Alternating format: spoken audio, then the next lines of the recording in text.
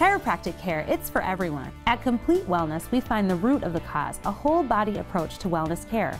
Your spine and nervous system is the main powerhouse in the body and controls everything, so why not keep it working at optimal levels? Specializing in posture rehabilitation, scoliosis, and nutrition. Other services include acupuncture and massage. If you're in need of care, come in and see me, Dr. Angie Monty. We're located at 3408 Woodland Avenue, Suite 501 in West Des Moines.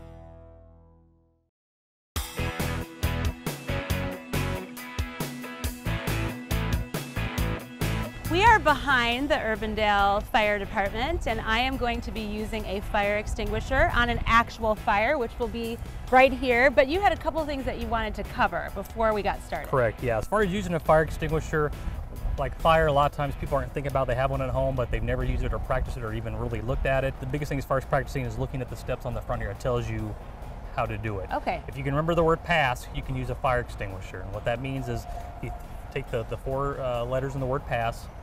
P stands for pull the pin. The first thing you're going to want to do is grab this pin and pull it out. That pretty much enables the fire extinguisher for you. The A stands for aim at the base of the fire.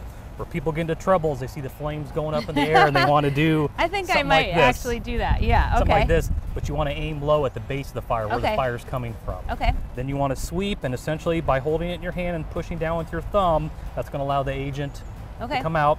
And then the last S is sweep from side to side.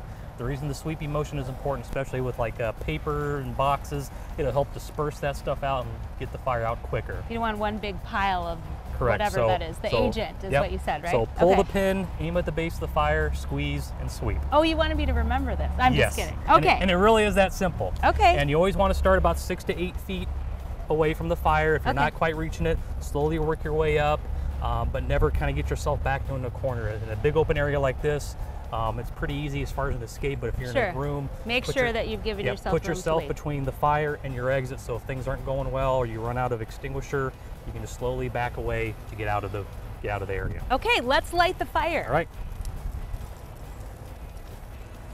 So I'll start it up here. So why don't you come over here? Be over here. He doesn't want me to be near the fire.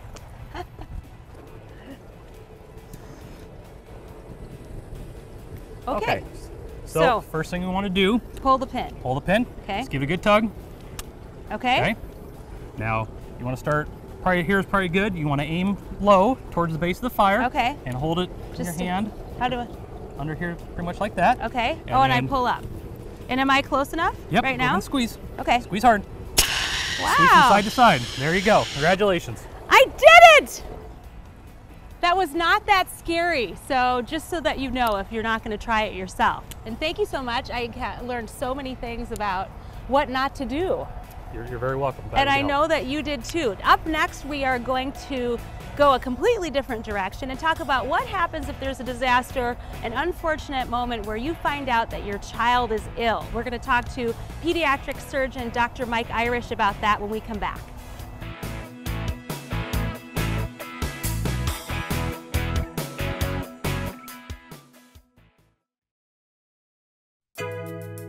At Amish House Furniture, you'll be amazed what our designers, you, and our craftsmen can create.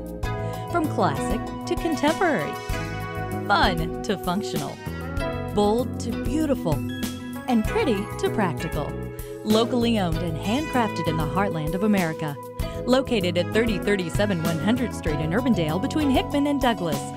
Amish House Furniture, many styles, one standard.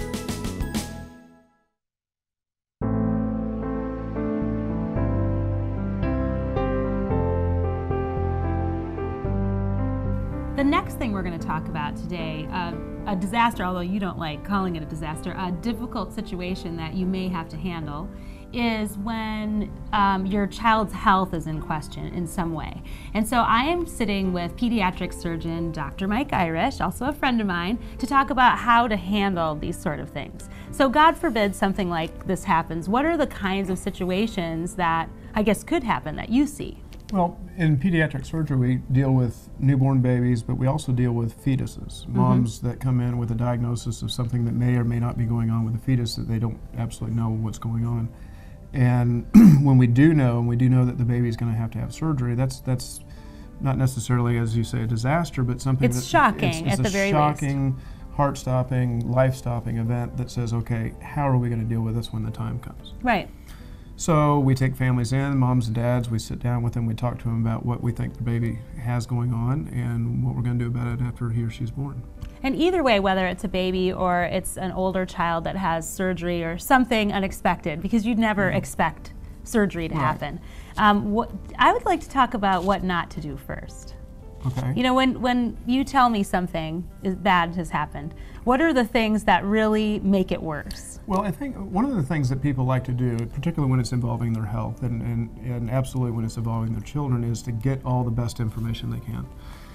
I've heard this one, so no internet surfing? Well, you know, the internet can be a dangerous place, it can be a valuable tool.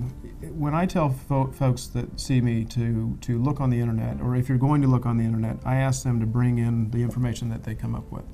So I can look through it, see what sources they come from, and then sort of advise them based on what I'm seeing they're reading, what really to expect and what they're reading that is going to support what their expectations are. And how about the emotion that comes to you? Because you are going to feel like hysteria a little bit, like I can't believe this is happening. I know my son, when he was born, they thought that he might have to have a valve replaced. Right. So I'm thinking, I thought I was just having twins, and all of a sudden we're talking about open heart surgery, and I had this feeling of helplessness that I could have gotten completely stressed out. So how do you handle that stuff? Well, you know, all people are different, but yeah, most people are a little hysterical when they realize that their baby or their unborn baby is going to have surgery. So the best way to deal with that, aside from being compassionate, having empathy, being able to listen patiently and take in everything that your patient is saying, again, it's educating them, saying, okay, this is the worst case scenario, this is the best case scenario.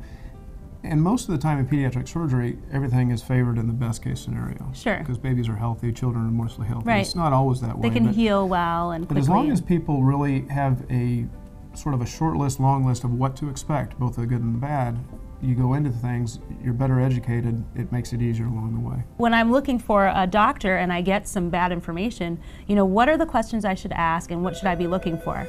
I think I think one of the most important things in choosing a doctor is what his or her background is, how long they've been in practice, where they've trained, what are their areas of strength and weaknesses, what are their specialties, what are their areas where they just don't touch. I think for most families they want a very well-rounded physician who's a very good general practitioner, but also is associated with a place like blank, that they have the subspecialists to help them. The support system to get what they need. Yeah. What are red flags? Can you indict your colleagues and say this is what you don't look for? Choosing a doctor is a lot about choosing a mate, if you will, is somebody that you want to have by your side when you need them. So compatibility. Compatibility, not only with, in this sense, with your children, is the doc friendly with your children, soft around your children, but also can communicate at your level where you feel comfortable. And if I'm in a situation where I'm feeling uncomfortable, I have this difficult news, and I have, you know, what can I expect of my doctor? Or what should I expect? You should expect somebody to be empathetic with how you're feeling. How about access? Access is very important. That's been probably, you raised a really good point. Access to your physician when you need him, when you need her, after hours. You know, when are they on call? Are they always going to be available for you, or are they going to have people that they'll have you see instead in their absence? And all practices have that kind of thing, and that's not bad. Right. But it's something that you need to be comfortable with. Right. Is there any other tips that you would give me? Regarding picking for the viewers, yeah, and just how to handle a difficult situation with your child's health. I think honesty in your communication and expression of how you're feeling and what really you're after as far as your goals. What's going to make your child better, and along the way, how am I going to understand how to continue my children's health? Okay, well, those are all really good tips. Thank you so much for spending some time with us and helping us. If it indeed does happen to you, you'll have some really good tips for handling a difficult situation with your child's health. Up next, we are going to meet with Mike Wagner, and we're going to talk about a different kind of disaster that may have happened to some of you. Statistically speaking, it's probable, and that is if you lose your job. We're going to do that when we come back after this break.